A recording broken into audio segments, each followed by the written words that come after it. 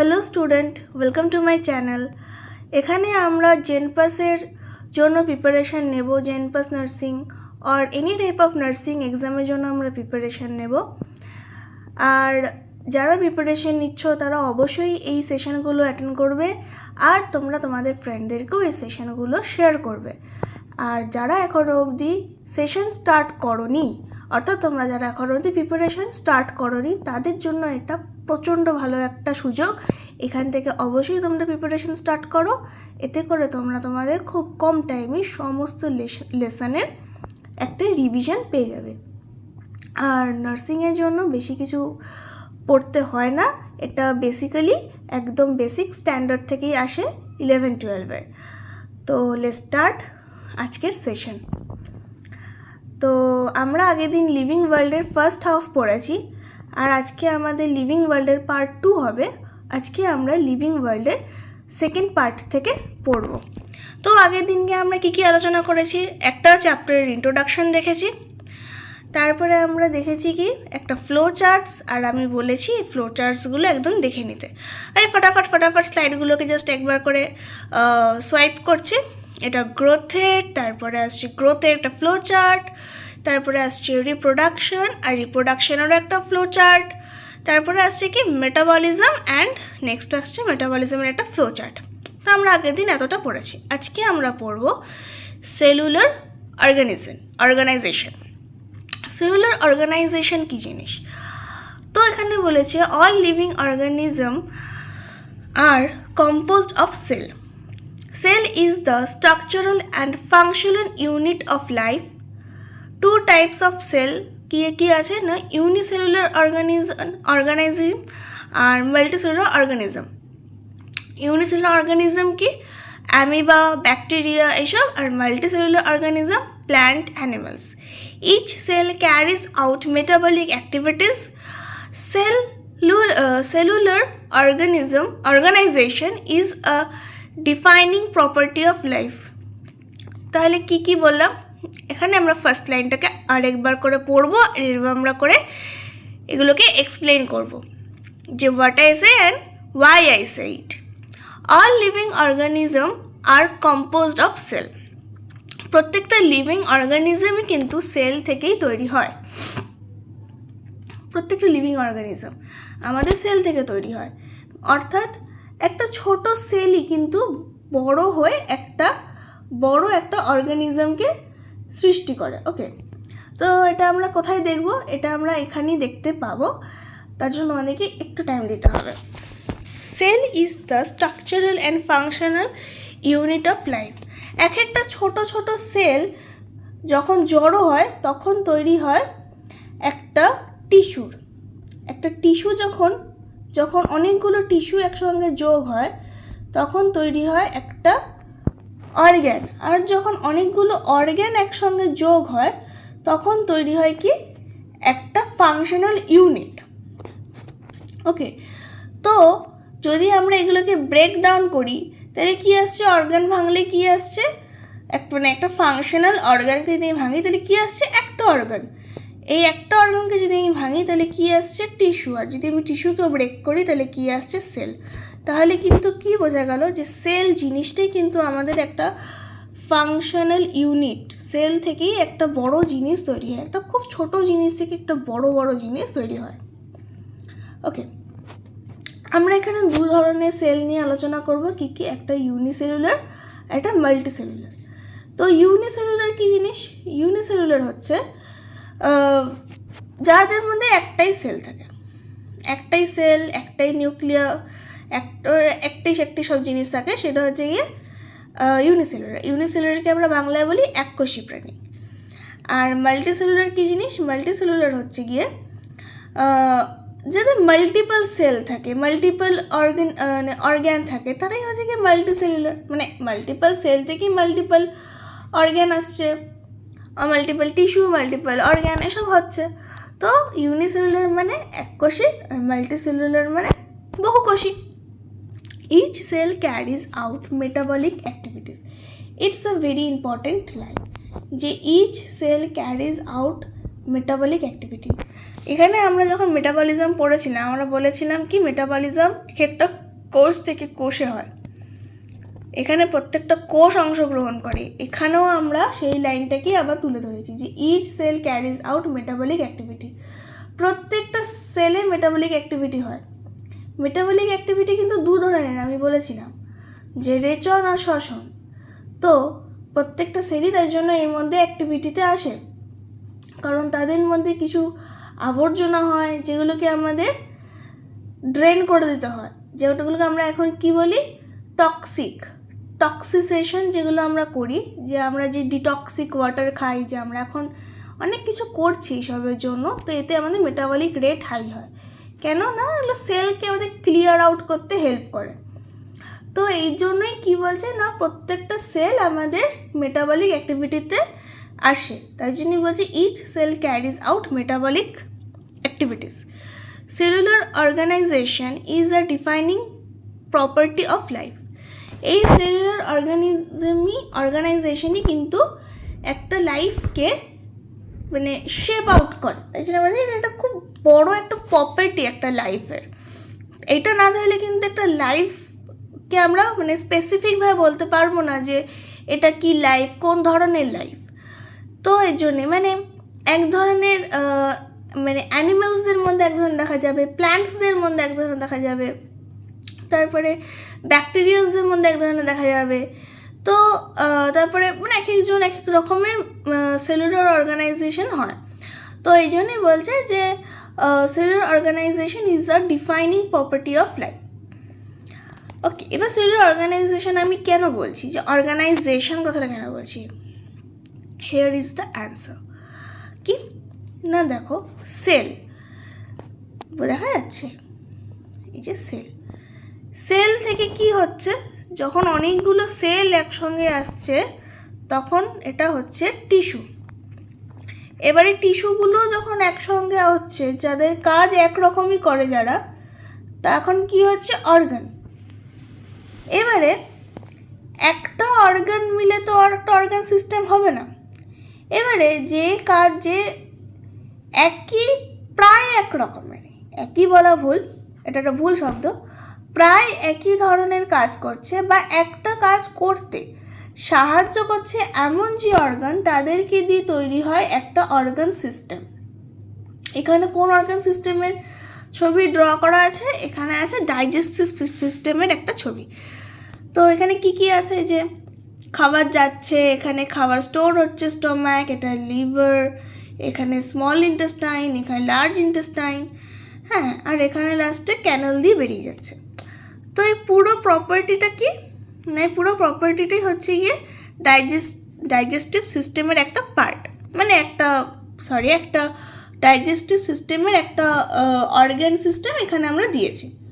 আর এরকমই প্রচুর ধরনের সিস্টেম আমাদের শরীরে হয়, digestive system, respiratory system and many. তো এই সিস্টেমগুলো দিয়ে তৈরি হয় কি একটা মানুষ। যেরকম সেলকে আমরা বলি কি, যে একটা বাড়ির ইট, যেমন প্রত্যেকটা ইট জুড়ে জুড়ে কি তৈরি হয়, ঘর জুড়ে জুড়ে কি তৈরি হয়, একটা বাড়ি তৈরি হয়। হ্যাঁ, এবারে এই বাড়ির কি একবারে তৈরি হয়, বাড়িতে ছাদ দিতে হবে, সব কিছু দিলে কি তৈরি হবে, একটা বাড়ি তৈরি হবে। তো এটাই হচ্ছে কি একটা সেলুলার অর্গানাইজেশন, আর এর জন্যই এটা এতটা ইম্পর্ট্যান্ট আমাদের মানুষদের জন্য, যে এখানে সমস্ত কিছুই আমাদের হচ্ছে। আর এটাই একটা প্রচণ্ড বড় ডিফাইনিং একটা ফিচার, প্রত্যেকটা অ্যানিমেল টু অ্যানিমেল বলা ভুল, অ্যানিমেল, প্ল্যান্ট আর ব্যাকটেরিয়া এসবের জন্য। তো এখানে একটা ফ্লো চার্ট আছে, আমি আগের দিনও বলেছিলাম, আজকেও বলছি, ফ্লো চার্টে যে পিপিটিগুলোতে যে ফ্লো চার্টে যে স্লাইডসগুলো আছে, এই স্লাইডসগুলোকে অবশ্যই তোমরা স্ক্রিনশট নিয়ে রাখবে।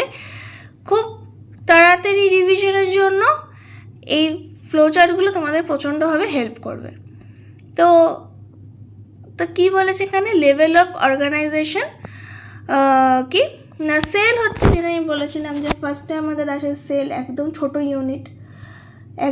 ইউনিট সেল, তারপরে আসে টিস্যু, তারপরে আসে অর্গ্যান, তারপরে আসে অর্গ্যান সিস্টেম, অ্যান্ড তারপরে আসে একটা অর্গানিজম। তারপরে কি আসে না, আসে একটা অর্গানিজম। তো এখানে কি বলেছে, the level of organisation show how living organism are structurally arranged from simple to complex. এখানে কি বলেছে, একটা লিভিং অর্গানিজম আমাদের কি শো করে না, একটা অর্গানিজম কিভাবে সহজ সহজ জিনিস দিয়ে একটা কঠিন জিনিস তৈরি হচ্ছে। দেখো, সেল কিন্তু খুব সহজ একটা জিনিস, একদম ছোট্ট একটা জিনিস, এরকম একটা জিনিস যেটার কাজ খুবই সিম্পল। কিন্তু যখনই একই রকম কাজ করা সেল একসঙ্গে অনেকগুলো হচ্ছে, তখন কিন্তু একটা টিস্যু তৈরি হচ্ছে। এখানে তখন কি তৈরি হচ্ছে, টিস্যু। আবার এরকমই টিস্যুগুলো যখন জড়ো হচ্ছে, একই কাজ করা টিস্যুগুলো যখন জড়ো হচ্ছে, তখন তৈরি হচ্ছে একটা অর্গ্যান। যখন অর্গ্যানরাই একই রকম বা একই কাজে সাহায্যকারী অর্গান যখন 4-5টা যোগ হচ্ছে, তখন কিন্তু অর্গান সিস্টেম তৈরি হচ্ছে, যেটা অলরেডি অনেকটা কমপ্লেক্স হয়ে গেছে। আর যখন অনেকগুলো সিস্টেম এক হচ্ছে, তখন তৈরি হচ্ছে কি, একটা পূর্ণ একটা মানুষ মানে পূর্ণ একটা জীব তৈরি হচ্ছে। তো একটা জীবকে বোঝা খুবই কঠিন, একটা জীবের ফাংশন বোঝা খুবই কঠিন। তো সেখানে সেল একটা খুবই সহজ জিনিস, তাই বলছে একটা সিম্পল জিনিস থেকে ধীরে ধীরে অ্যারেঞ্জ করে একটা কঠিন জিনিস তৈরি হচ্ছে। এটাই হচ্ছে গিয়ে সেল অর্গানাইজেশন। এবার আমরা পড়ব সেল কি জিনিস। সেল হচ্ছে গিয়ে the basic structural and functional unit of life. All living organism are made for cells. তাহলে কি সেল কি জিনিস না, সেল হচ্ছে গিয়ে স্ট্রাকচারাল একটা ফাংশন, একদম ফান্ডামেন্টাল ফাংশন, যেটা আমাদের প্রাণ সৃষ্টিতে সাহায্য করছে। Tissue, a group of similar cells working together to perform a specific function. তো টিস্যু কি জিনিস, টিস্যু হচ্ছে গিয়ে একটা একদম সিম্পল জিনিস, যেটা যে সেলগুলো একরকম কাজ করে তাদেরকে একত্র করে একটা যে জিনিস তৈরি হচ্ছে, তাকে আমরা বলছি টিস্যু। অর্গ্যান কি জিনিস, অর্গ্যান হচ্ছে গিয়ে একটা structure made up of different tissue working together. কি structure made up of different tissue, এরা আলাদা আলাদা ধরনের টিস্যু দিয়ে তৈরি হয়, কিন্তু এরা একসঙ্গেই কাজ করে শরীরের মধ্যে, এদেরকে বলা হচ্ছে অর্গ্যান। অর্গ্যান সিস্টেম কি জিনিস, a group of organs working together to perform major body function. কিছু কিছু অর্গ্যান আছে যারা গ্রুপে কাজ করে, কিন্তু একটা বড় কাজ আমাদের শরীরের মধ্যে করে ফেলছে। যেমনটা আমরা ওপরে দেখলাম যে একটা ডাইজেস্টিভ সিস্টেমের আমি ছবি দিয়েছিলাম, এই যে এখানে আমি ওটা দিয়েও দিয়েছি, ডাইজেস্টিভ সিস্টেম। আর কি বলেছে, আর বলেছে অর্গানিজম কি a complete living individual formed by the coordination of all organ system. প্রত্যেকটা যে অর্গ্যান সিস্টেম আছে, তাদের প্রত্যেকটা জিনিসের সুন্দর কোঅর্ডিনেশন থাকলেই একটা অর্গানিজম বানানো সম্ভব। আর এই প্রত্যেকটা জিনিসের সুন্দর কোঅর্ডিনেশন দিয়ে আমরা কি বানাচ্ছি, একটা অর্গানিজম, প্রত্যেকটা অর্গ্যানের কোঅর্ডিনেশন দিয়ে। তাহলে বোঝা গেল সেল অর্গানাইজেশনটা। আচ্ছা, সেল অর্গানাইজেশনের পরে আমরা আসছি কনসিয়াসনেসটা একটা খুবই সহজ জিনিস, এটা আমি বেশি কঠিন করে বোঝাবো না। কনসিয়াসনেস হচ্ছে গিয়ে ability to sense environment and respond, যেটা আমি আগের দিনকেই বললাম যে এনভায়রনমেন্টের ওপর আমাদের যদি চোখও বন্ধ করে দেওয়া হয়, তাহলে আমরা সেন্স করতে পারি যে এনভায়রনমেন্টটা কীরকম। তো সেটাই হচ্ছে গিয়ে আমাদের একটা কনসিয়াসনেস। কিন্তু এটা সাইন্টিফিকভাবে কীরকমভাবে হচ্ছে, living organism respond two light, temperature, chemicals, pressure. একটা লিভিং অর্গানিজম এই 4টে জিনিসে রেসপন্স করতে বাধ্য। লাইট টেস্টটা কীরকম, যে যখন কোনো মানুষ কোমাতেও চলে যায়, কিন্তু আমরা তখন বুঝতে পারি না যে সে কোমাতে আছে, না তার ব্রেন ডেথ হয়ে গেছে, না সে মারা গেছে। তো সেই টাইমে কী করতে হয়, সেই টাইমে করতে হয় এই লাইট টেস্ট। তার চোখে লাইট ফেলা হয় এবং সে যদি সেই লাইটে রেসপন্স করে, তখন বোঝা হয় যে সে এখনও কনসিয়াস স্টেটে আছে। এটা হচ্ছে কি একটা এক্সপেরিমেন্ট। টেম্পারেচার আমরা এটা নিত্যদিন দেখি, রোজই আমাদের সঙ্গে হয়। যে হাতে যদি আমাদের কিছু তাপ লাগে আমরা সঙ্গে সঙ্গে হাতটা সরিয়ে দিই, এবং এটা রিফ্লেক্স অ্যাকশনের মধ্যেও আসে। হাতে তাপ লাগলে আমরা হাত সরিয়ে নিই। তো এটা কিন্তু একটা ডেড বডি করবে না, ওর গায়ে আগুন ধরে দিলেও কিন্তু লাফালাফি করবে না। তো এর জন্যই কনসিয়াস ব্যাপারটা আসছে এখান থেকে, যে কনসিয়াস মানুষ লাইট টেম্পারেচারে রিয়াক্ট করবে। লাইট চোখে পড়লে চোখ বন্ধ করবে, টেম্পারেচারের কাছাকাছি গেলে সরে আসবে ওখান থেকে। কেমিক্যালসটা কি? কেমিক্যালসটা বডির ইনসাইডে হয়, এটা আমরা বাইরে থেকে বুঝতে পারবো না। তবে হ্যাঁ, কিছু কিছু জিনিস হয়, যেরকম আমরা ভয় পেলে চিৎকার দিই বা কিছু, এগুলো আমাদের হরমোনাল থেকে হয়। আর হরমোনও এক ধরনের কেমিক্যাল, তো বলা যেতে পারে কেমিক্যাল রিয়াকশন এইভাবে। অ্যান্ড প্রেশারেও আমরা রিয়াক্ট করি। হাই প্রেশারে আমাদের মাথা ব্যথা করে, এই করে ওই করে, তো এগুলো কনসিয়াস অনেক কিছু হয় আমাদের শরীরে। হাই প্রেশার থেকে যেমন আমাদের আরবিসি ব্লাস্ট করতে পারে, আমাদের মাথা ব্যথা করে, আমাদের নাক দিয়ে ব্লিডিং হয়, এগুলো কিন্তু কনসিয়াস হলেই হবে। মানে যদি তুমি কনসিয়াস না থাকো, কনসিয়াসনেসে না থাকো, কনসিয়াস স্টেটে, তবে এই রিয়াকশানগুলো তোমার বডি করবে না, এই রিয়াক্টগুলো তোমার বডিতে হবে না।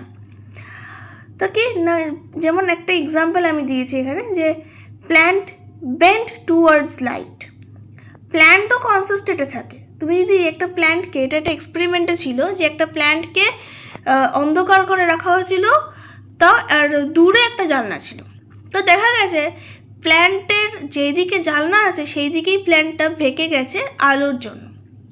তো সেটাই বলছে যে plant bends toward light. Plant, একটা গাছও আলোর দিকে বেঁকে যায়। আর humans feel pain and react. যদি মানুষ ব্যথা পায় তো মানুষ অবশ্যই রিয়াক্ট করবে, যদি সে কনসিয়াস স্টেটে থাকে। তো most obvious and important defining feature, এটা সব থেকে বড়। এটা শুনতে খুবই ছোট লাগে কনসিয়াসনেস, কিন্তু এটা প্রচণ্ড একটা মেজর রোল প্লে করে লিভিং অর্গানিজমকে লিভিং বলার জন্য। কারণ সজীব বস্তুই রিয়াক্ট করবে, নির্জীব নয়। আচ্ছা, তো রেসপন্স অফ স্টিমিউল। আচ্ছা, কনসিয়াসনেসকে আমরা আরেকটাভাবে বলতে পারি কি না, রেসপন্স টু স্টিমিউল। ওটা আমি এই জন্য দুটো নাম দুভাবে দিয়েছি। রেসপন্স টু স্টিমিউল কি না, স্টিমিউলস, এই যে লাইট, হিট, কেমিক্যালস, প্রেশার, কী করছে না, সেন্স অর্গ্যান আর রিসেপ্টর। সেন্স অর্গ্যান এগুলো সেন্স করছে, যেমন স্কিন আমাদের একটা সেন্স অর্গান। ওকে, তো স্কিন দিয়ে আমরা যদি এগুলো ফিল করি তো এগুলো রিসেপ্টর নিচ্ছে। রিসেপ্টর কি? রিসেপ্টর হচ্ছে কি, আমাদের যে নার্ভস আছে, ভেইনস আছে, এগুলোকেও আমরা রিসেপ্টর বলছি। স্নায়ু, এক কথা আমরা বলতে পারি স্নায়ু আমাদের রিসেপ্টর। স্নায়ু রিসেপ্টর নিচ্ছে, রিসেপ্টর আমাদের ব্রেনে সিগন্যাল পাঠাচ্ছে, আর সিগন্যাল থেকে আমরা রেসপন্স করছি। ওকে, এটা একটা খুব ইজি, কিন্তু আমরা যখন নার্ভাস সিস্টেম পড়বো তখন আমরা এগুলো দেখব। ওকে, নার্ভাস সিস্টেমে সিএনএস এগুলো সবই আছে, তখন আমরা ইন ডিটেলসে এগুলো নিয়ে আমরা ডিসকাস করব। আচ্ছা, এবার কি বলেছে, living organism have the ability to sense changes in their surrounding and react to them. This ability is called response to stimuli or consciousness. তাহলে কি লিভিং অর্গানিজম কী জিনিস না, লিভিং অর্গানিজম হচ্ছে একটা অ্যাবিলিটি যেটা দিয়ে আমরা সেন্স করতে পারি আমাদের সারাউন্ডিংটা কীরকম চলছে, আর সেই অ্যাকর্ডিং আমরা আমাদের রিয়াকশানটাও দিতে পারি। এটাই হচ্ছে কি আমাদের রেসপন্স টু স্টিমিউলের একটা ডেফিনেশনও বটে। ওকে, তো এই লাইনটা কিন্তু ডেফিনেশনের মধ্যেও আসে, আবার বোঝানোর জন্যও আসে। আচ্ছা, তারপরে কি বলছে না, a stimulus is any changes in the environment such as a stimule any changes in environment such as light, heat, chemicals or pressure. like স্টিমিউল আমরা কখন কখন করব, সব থেকে বেশি লাইট, হিট, কেমিক্যালস অ্যান্ড প্রেশারে আমরা সব থেকে বেশি রিয়াক্ট করি, আমাদের বডি সব থেকে বেশি রিয়াক্ট করে। Sense organ or receptor detect this changes. আমরা কি সেন্স করতে পারি? আমরা কিন্তু কিছুই করি না, সবই কিন্তু আমাদের অর্গানস, আমাদের রিসেপ্টর, আমাদের নার্ভ এগুলো করে। তাহলে কি না, যখন সেন্স অর্গানটা সেন্স করতে পারে, যেমন আমরা বলি না পঞ্চেন্দ্রিয় সেন্স করতে পারে, পঞ্চ ইন্দ্রিয়টাই সেন্স করে এগুলোকে রিসেপ্টরের কাছে পাঠায়। রিসেপ্টর কারা না, স্নায়ু রিসেপ্টর। ওকে, স্নায়ুরই রিসেপ্টর, ওরা রিসিভ করে। ওরা যখন রিসিভ করলো যে আচ্ছা এখানে এই প্রবলেম হচ্ছে, দেন তারা কি করে, তারা after detect the organism show and response, detect করে ব্রেনে পাঠায় অ্যান্ড দেন ব্রেন আমাদের কমান্ড করে যে তোমায় কী করতে হবে। আর যখন আমাদের মানে ওরা যখন ব্রেন যখন আমাদের কমান্ড দিয়ে দেয় move your hand, close your eyes, আমরা সেই হিসেবে কাজ করি। ফর এক্সাম্পল ওয়েন প্ল্যান্টস, ও একই আমি জিনিস দিয়েছি যে when plants receive light and stimulus they bend toward it, this movement is called phototropism. Okay, এই যে গাছ যে আলোর দিকে বেঁকে যাচ্ছে, যে আমি আগের স্লাইডে বললাম যে গাছ আলো দেখলে আলোর দিকে বেঁকে যায়, এই রিয়াকশনটাকে আমরা কি বলি না, phototropism. This ability to respond to stimuli is one of the most important characteristics of living organism. এটা একটা সবথেকে বড় একটা মানে আরেকটা অ্যানাদার বড় একটা পার্ট হচ্ছে কি লিভিং অর্গানিজমের, যে রেসপন্স টু স্টিমুলি। কারণ আমি বললাম যে একটা লিভিং জিনিসই আমাদের হেল্প করে, একটা মানে রিয়্যাক্ট করে যখন, তখন আমরা সেটাকে লিভিং বলবো, যখন রিয়্যাক্ট করবে না তখন আমরা সেটাকে লিভিং বলবো না। তো আজকের জন্য এইটুকুই। তোমাদের যদি এই সেশনটা পছন্দ হয়ে থাকে তাহলে লাইক, শেয়ার অ্যান্ড সাবস্ক্রাইব অবশ্যই করো, আর তোমাদের বন্ধুদের সঙ্গেও শেয়ার করো। আর যারা যারা তোমাদের জানা পরিচিত আছে, যারা জেনপাস আর এইমস নার্সিংয়ের জন্য যারা প্রিপারেশন নিচ্ছে, তাদের অবশ্যই শেয়ার করো। Thank you.